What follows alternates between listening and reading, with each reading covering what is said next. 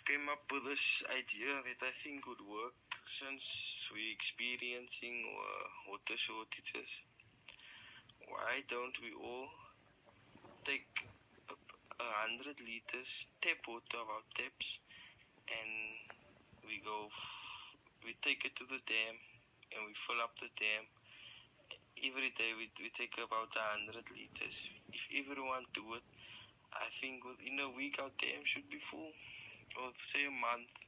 If everybody can just tag along, we take our tap water and we go fill up the dams. Thank you.